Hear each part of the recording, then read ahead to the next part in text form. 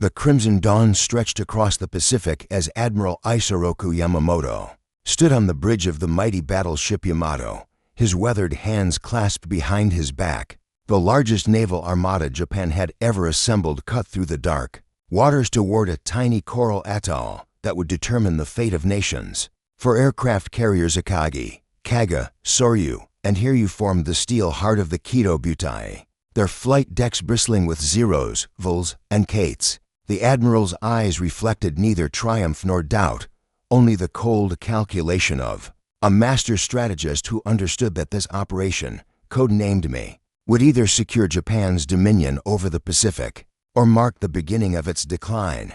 6 months had passed since the surprise attack on Pearl Harbor transformed America from reluctant observer to vengeful participant in the global conflict. The Japanese war machine had swept across the Pacific like a tsunami of steel and fire, conquering the Philippines, the Dutch East Indies, and threatening Australia itself. Yet Yamamoto, architect of Pearl Harbor, harbored no illusions about the sleeping giant his nation had awakened.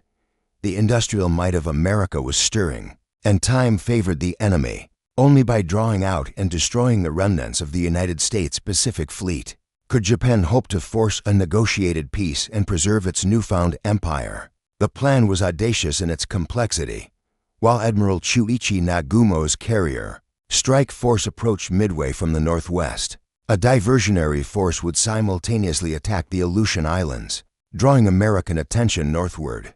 Meanwhile, Admiral Nobutake Kondo's invasion fleet, carrying 5,000 troops, would seize Midway's strategic airfield.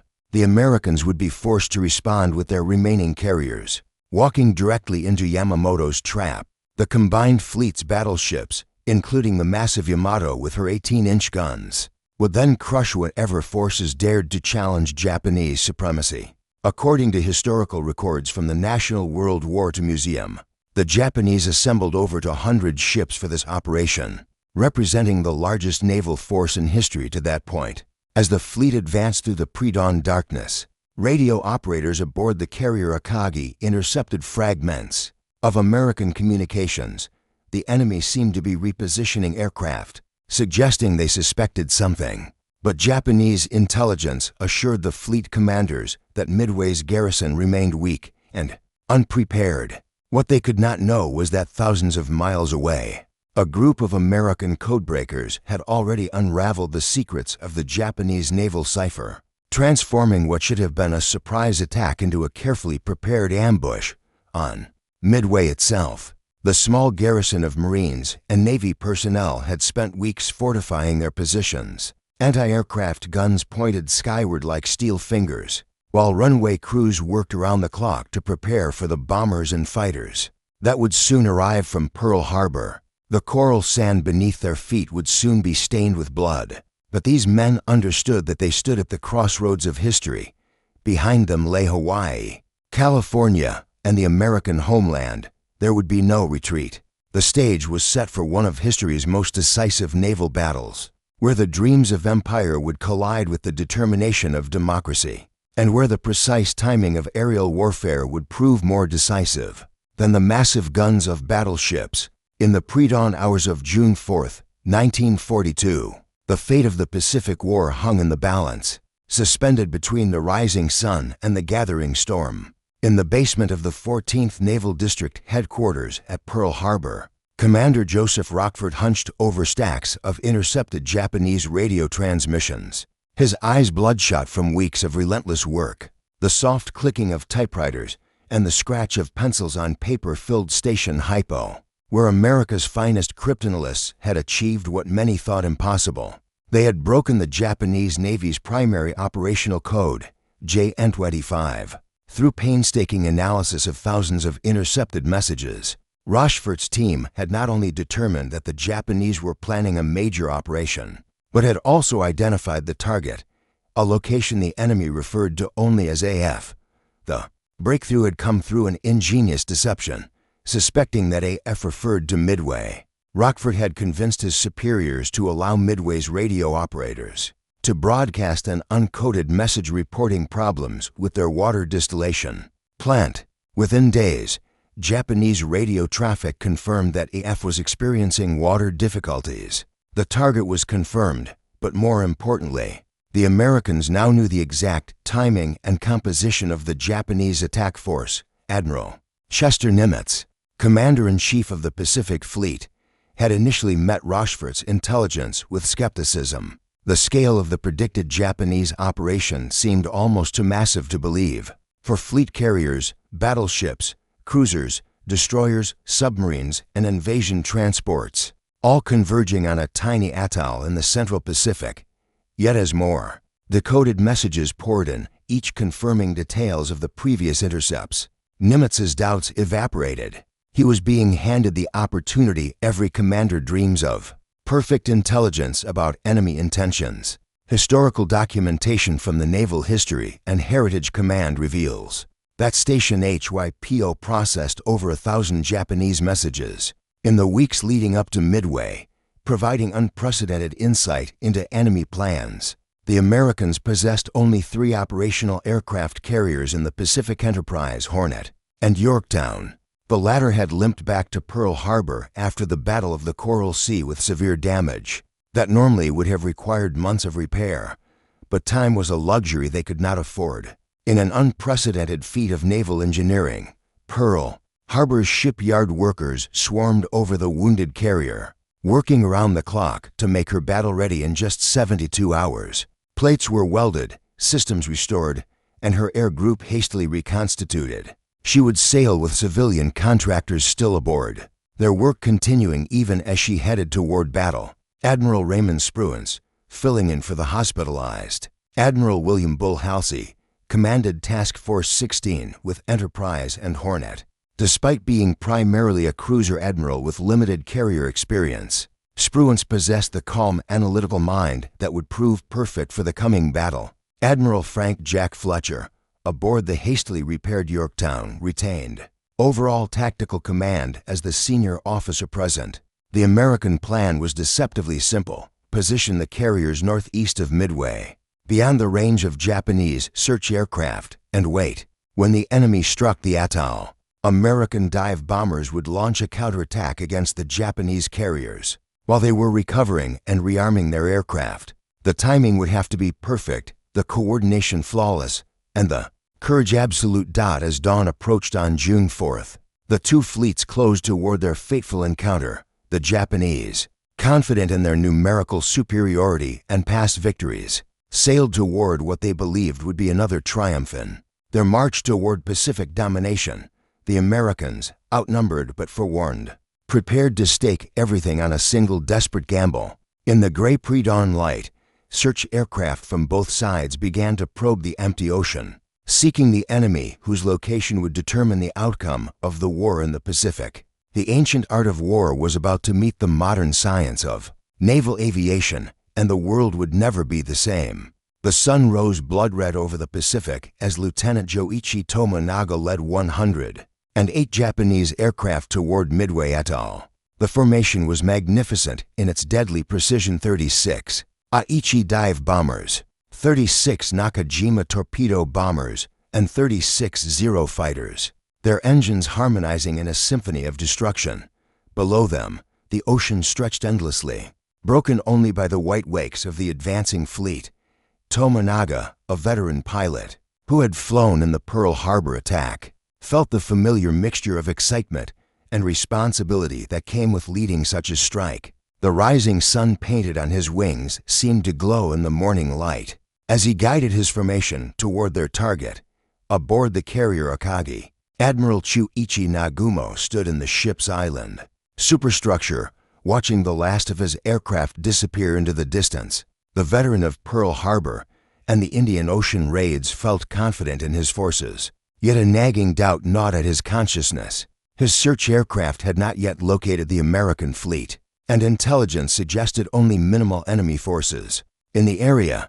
Still, Yamamoto's plan called for striking Midway first, and Nagumo was not one to deviate from orders. On the flight deck below, mechanics prepared a second wave of aircraft, armed with armor-piercing bombs and torpedoes for use against any American ships that might appear. At 0520 hours, Midway's radar operators detected the incoming Japanese formation at 93 miles. Air raid sirens wailed across the tiny atoll as Marines rushed to their battle stations, and the handful of American aircraft on the island scrambled for altitude. Major Floyd Parks led 26 Marine fighters, a mixture of obsolete Brewster, Buffaloes, and newer Grumman Wildcats, to intercept the attackers. The Americans were outnumbered 4-1, flying inferior aircraft against the best pilots Japan could field. But they rose to meet the enemy with grim determination. According to detailed accounts in Samuel Eliot Morrison's Official Naval History, the aerial combat over Midway demonstrated both the courage of American pilots and the technological superiority of Japanese aircraft at this stage of the war. The battle over Midway was brief and brutal. 0 fighters, flown by veteran pilots with hundreds of combat hours, tore through the American formation with deadly efficiency. Parks fell in the first minutes of combat, his Buffalo disintegrating under the guns of Petty Officer Saburo Sakai. Within 20 minutes, 15 American fighters had been shot down, while the Japanese lost only 2 aircraft. The surviving Marine pilots, their ammunition exhausted and fuel running low, limped back to Midway's battered airfield. Tomonaga's bombers pressed home their attack with professional precision. Dive bombers screamed down through the anti-aircraft fire, their bombs demolishing fuel tanks, hangars, and barracks. Torpedo bombers raced across the lagoon at wavetop height, strafing anything that moved. The atoll's defenses, hastily improved over the previous weeks, put up fierce resistance. Marine gunners on the beach tracked their targets with desperate accuracy, their shells bursting among the attacking aircraft like deadly flowers. Several Japanese planes fell flaming into the coral waters, but the majority completed their runs and turned for home. By 0630 hours, the first phase of the battle was complete. Midway burned from end to end, black smoke billowing into the morning sky. Yet despite the apparent success of the attack, Tomonaga radioed a disturbing message to Admiral Nagumo. There is need for a second attack.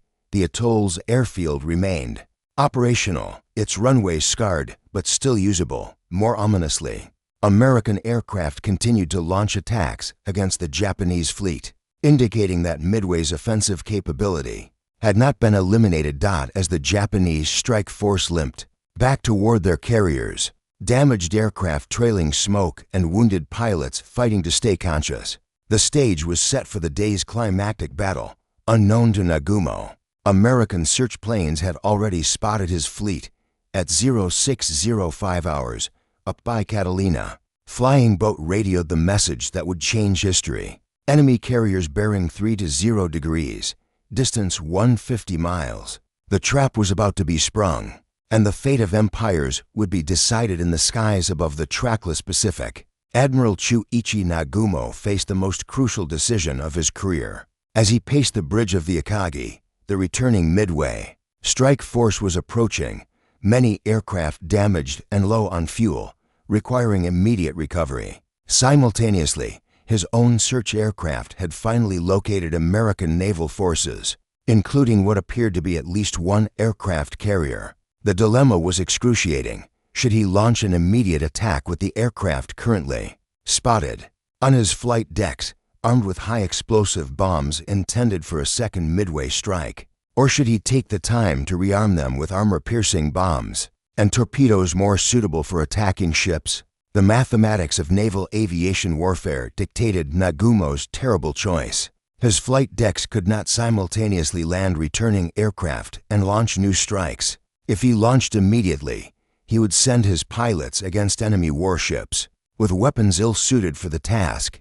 If he waited to rearm, the returning Midway strike force might run out of fuel and crash into the sea, and worse, the Americans might launch their own attack while his carriers were most vulnerable.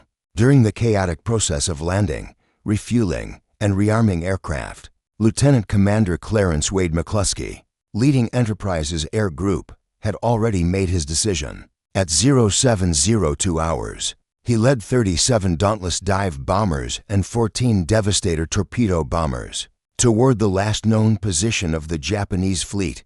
The outdated Devastators, flying low and slow, would attack first to draw down the enemy's defensive fighters, allowing McCluskey's dive bombers to strike from high altitude. It was a desperate plan that would likely cost many lives, but it offered the best chance of damaging the Japanese carriers, naval aviation historians. As documented in Craig Simmons' comprehensive analysis, The Battle of Midway, note that the coordination between different American air groups broke down due to communication failures and navigation errors, leading to piecemeal attacks throughout the morning. The first American strike came from the 6 torpedo bombers of Hornets Torpedo, Squadron 8, led by Lieutenant Commander John Waldron. These obsolete aircraft, capable of barely 100 knots when carrying their heavy torpedoes, approached the Japanese fleet at wave-top level. Waldron, a part Cherokee pilot known for his aggressive tactics, had correctly calculated the enemy's position despite receiving different orders from his air group commander. His squadron flew alone towards certain death. 0 fighters fell upon Torpedo 8 like wolves attacking sheep, one by one. The slow American bombers were shot down, their crews trapped in aircraft that couldn't climb, couldn't run, and couldn't hide. Within minutes, all 6 Devastators had been destroyed, leaving only Ensign George Gay floating in his life raft among the wreckage. His sacrifice, and that of his squadron mates, seemed to have achieved nothing. The Japanese carriers continued their evasive maneuvers, undamaged and apparently invincible. But Torpedo 8's attack had drawn the Japanese combat air patrol down to sea level, leaving the high-altitude approaches undefended. At 07:15 hours, Nagumo made his fatal decision. "Rearm aircraft," he ordered. "Prepare for attack on enemy fleet."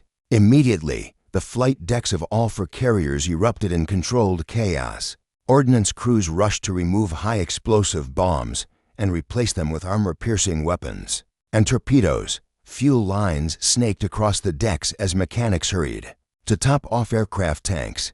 Aviation gasoline fumes mixed with the smoke from the ship's stacks, creating a volatile atmosphere that needed only a spark to become an inferno.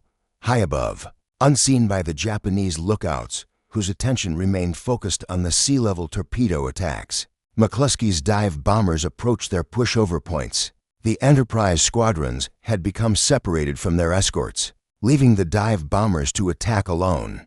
McCluskey himself was running low on fuel and had nearly decided to turn back when he spotted the wake of a Japanese destroyer racing northward to rejoin the main force. Following that white line on the ocean's surface, McCluskey found the enemy carriers exactly where his navigation calculations said they should be. For flight decks spread below him like brown rectangles on a blue carpet, crowded with aircraft, fuel lines, and ordnance. The moment Japan's naval aviation supremacy began to crumble had arrived, though neither side yet realized that the entire course of the Pacific War was about to pivot on the actions of the next 10 minutes. Lieutenant Commander Wade McCluskey pushed over into his dive at 10,000 feet, the blue Pacific rushing up to meet him. As his dauntless bomber screamed toward the Japanese carrier Akagi, behind him, 36 more dive bombers followed in precise succession, each pilot selecting his target from the 4 enemy carriers spread below like toys on a pond. The attack had achieved complete surprise. Japanese lookouts, their attention focused on defending against low-level torpedo attacks, failed to spot the American aircraft until bombs were already falling from the sky. The first bomb, dropped by Lieutenant Dick Best, struck the Akagi near her island's superstructure.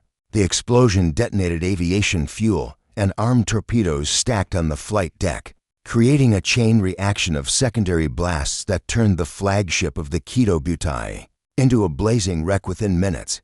Admiral Nagumo, thrown to the deck by the concussion, watched in horror as his command ship transformed from the pride of the Imperial Navy into a floating pyre. Flames raced along fuel lines and into open aircraft elevators, carrying destruction deep into the ship's vitals. Simultaneously, dive bombers from Enterprise and Yorktown attacked the carriers Kaga and Soryu. The timing was nearly perfect. All 3 carriers had been caught with their flight decks crowded with aircraft, fuel lines, and ordnance in preparation for launching their own strike. Lieutenant Commander Maxwell Leslie led Yorktown's bombers against Soryu, his own aircraft missing its bomb due to an electrical malfunction. But his squadron mates found their mark. Within 5 minutes, 3 of Japan's fleet carriers were burning hulks, their aviation gasoline-feeding fires that no amount of damage control could extinguish. Military historians, as recorded in Gordon Prange's definitive account Miracle at Midway, identify this 10-minute period as one of the most decisive moments in naval warfare history, comparable to Nelson's victory at Trafalgar. Captain Ryusaku Yanagimoto of the Soryu remained on his bridge as flames consumed his ship, choosing death over the dishonor of losing his command. His final radio message epitomized the warrior spirit that had carried Japan to the heights of empire. "I am remaining aboard. You men abandon ship and live to fight again." Similar scenes of individual heroism played out across all 3 burning carriers as Japanese sailors fought desperately to save their ships or died trying. The 4th Japanese carrier, Hiryu, had been positioned separately from her sister ships and initially escaped the American attack. Her captain, Tomio Kaku, immediately prepared a counterstrike using every operational aircraft remaining to the Kido Butai at 1100 hours. Lieutenant Michio Kobayashi led 18 dive bombers and 6 fighters toward the American fleet. The Japanese had suffered catastrophic losses, but they were far from defeated. Yorktown became the target of this retaliatory strike. Despite fierce defensive fire from her escort vessels and combat air patrol, 3 Japanese bombs penetrated her flight deck, causing massive damage and flooding. Admiral Fletcher, recognizing that his flagship was too badly damaged to continue effective command, transferred tactical control to Admiral Spruance aboard Enterprise. The American fleet now faced the same terrible choice that had confronted Nagumo hours earlier: continue the attack or withdraw to preserve what remained of their force. Spruance, the quiet intellectual who had replaced the aggressive Halsey, chose to press the attack, while damage control parties fought to save Yorktown. Dive bombers from Enterprise hunted the remaining Japanese carrier. At 1700 hours, they found Hiryu. Lieutenant Commander Earl Gallagher led 24 dauntless bombers in the final attack of the day, their bombs transforming the last Japanese fleet carrier into another floating funeral pyre. By sunset on June 4th, the mobile force that had dominated the Pacific for 6 months had been reduced to for burning hulks slowly settling into the depths. With them went Japan's most experienced pilots, irreplaceable veterans of Pearl Harbor, Wake Island, the Philippines, and the Dutch East Indies. The technical superiority in aircraft design that had given Japan such advantages in the war's early stages could not compensate for the loss of human expertise accumulated over years of combat. As darkness fell over the Pacific, the strategic balance of naval power had shifted irrevocably.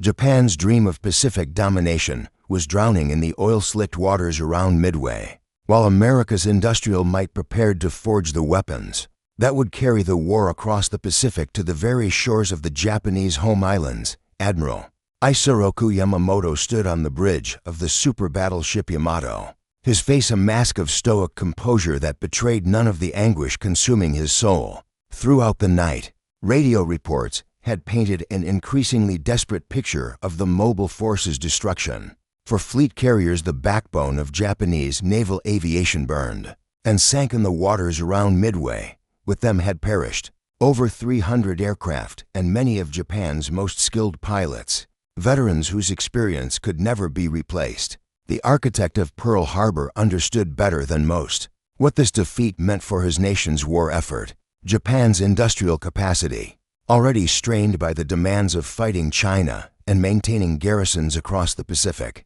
could not quickly replace such losses. America, meanwhile, possessed the factories and shipyards to build new carriers by the dozen, along with the training programs to produce pilots by the thousand. The window of opportunity that had opened with the Pearl Harbor attack was closing rapidly, perhaps permanently. Captain Tomio Kaku of the Hiryu had sent his final message at dawn. "Hiryu is about to sink. We are abandoning ship. May the Emperor live forever." The last of the Kido Butai's carriers had slipped beneath the waves at 0900 hours, taking with her the dreams of empire that had driven Japan to war. Yamamoto faced the most difficult decision of his career: continue the operation with his remaining battleships and cruisers, or admit defeat and withdraw.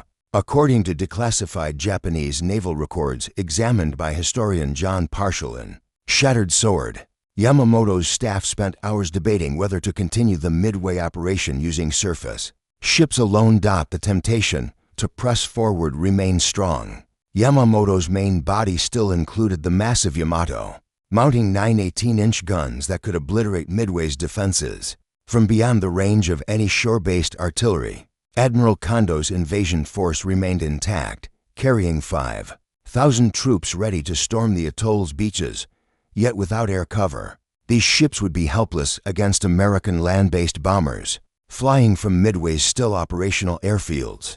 The lesson that battleships could not operate without air superiority had been written in fire across the Pacific, from the sinking of the Prince of Wales and repulse to the destruction of the Arizona at Pearl Harbor. On Midway itself, the small garrison prepared for what many believed would be the final Japanese assault. Marine defenders reinforced their positions while Navy mechanics worked frantically to repair the airfield damage from the previous day's bombing. Fresh aircraft had arrived from Hawaii throughout the night: B-17 flying fortresses, Marine Wildcat fighters, and Navy Dauntless dive bombers. The Coral Atoll had been transformed into an unsinkable aircraft carrier, bristling with weapons and defended by men who understood they stood at the gateway to Hawaii and the American mainland.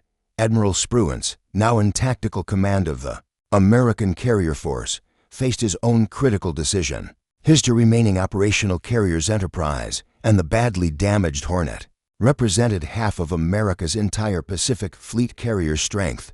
Prudence demanded withdrawal to Pearl Harbor before Japanese submarines or surface ships could finish what the aircraft had started. Yet intelligence reports suggested the enemy was retreating, and aggressive pursuit might yield additional victories. The quiet admiral chose the middle path. Task Force 16 would maintain contact with the retreating Japanese fleet, but avoid unnecessary risks. American search aircraft ranged far across the Pacific, hunting for damaged enemy ships that might be overtaken and destroyed. This cautious approach reflected the new strategic reality: America no longer needed to gamble everything on single desperate battles. Time and industrial capacity now favored the United States, making preservation of existing forces as important as destroying enemy ones. At 1400 hours on June 5th, Yamamoto made his decision. The Midway operation is canceled. He radioed to his scattered fleet. All forces will withdraw to Japan. The admission of defeat came hard to a warrior culture that had known only victory for 6 months, but Yamamoto was above all a realist. The mobile force was gone.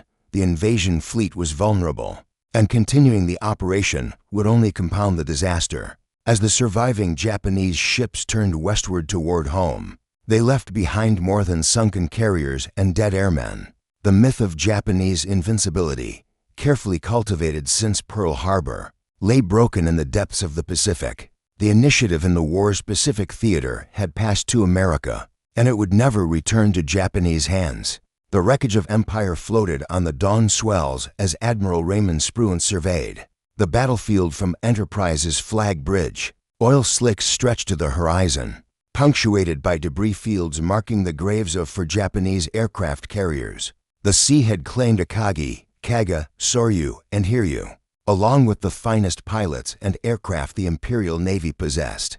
In 2 days of savage fighting, the strategic balance of the Pacific War had shifted irrevocably. Though few yet understood the full implications of what had transpired in these waters, American search aircraft continued to probe westward, seeking damaged Japanese vessels that might be overtaken and destroyed. At 0800 hours, they found their quarry, the heavy cruisers Mogami and Mikuma, both crippled by a collision during the previous night's retreat. The twisted steel of their bows bore testimony to the confusion that had gripped the Japanese fleet following the carrier disasters. These proud warships, veterans of the Dutch East Indies campaign, now limped across the Pacific with their speed reduced to 12 knots and their fate sealed. Lieutenant Commander Walter Tuning led the final American attack of the battle, guiding his dive bombers toward the damaged cruisers with the methodical precision that had characterized the entire Midway operation. The bombs found their marks with devastating accuracy. Mikuma erupted in flames and began her death roll, while Mogami absorbed punishment that would have sunk a lesser vessel. The heavy cruiser's survival, though she would require months of repair, provided little consolation for a navy that had just lost the core of its striking power. Contemporary accounts from American pilots, as preserved in the National Archives, describe the Japanese retreat as chaotic and demoralized, a stark contrast to the precise formations that had attacked Pearl Harbor 6 months earlier. In Tokyo, the full scope of the disaster gradually became apparent to the naval staff, for fleet carriers represented more than steel and aircraft. They embodied years of tactical development, operational experience, and pilot training that could not be quickly replaced. The Kido Butai had been the sort of Japanese expansion, carrying the rising sun flag from Pearl Harbor to Ceylon. Its destruction left Japan with only two heavy carriers in the entire Pacific, facing an American industrial machine, already launching new Essex-class carriers at an unprecedented rate. The human cost proved even more irreplaceable than the material losses. Japan had lost over 300 experienced pilots at Midway, aviators who had honed their skills in the skies over China and perfected their tactics during the Indian Ocean raids. The Imperial Navy's pilot training program, designed for quality over quantity, could not rapidly produce replacements for such veteran airmen. American pilot training, meanwhile, emphasized mass production of competent aviators who could be quickly integrated into expanding air groups. Admiral Chester Nimitz, reviewing the battle reports in his Pearl Harbor headquarters, understood that Midway represented more than a tactical victory. The Japanese offensive capability in the Central Pacific had been broken, creating opportunities for American counteroffensives that had seemed impossible just weeks earlier. Plans already in development for operations against the Gilbert and Marshall Islands could now proceed with confidence that the enemy lacked the carrier strength to effectively interfere. The psychological impact of the victory resonated far beyond military circles. After 6 months of unbroken Japanese success, America desperately needed proof that the enemy could be defeated. The Battle of Midway provided that evidence, transforming national morale and reinforcing public support for the massive military expansion already underway. Industrial workers in Detroit and Seattle labored with renewed purpose, knowing their products could reach the enemy and achieve decisive results. As Enterprise and her escorts turned eastward toward Pearl Harbor, they left behind a Pacific transformed.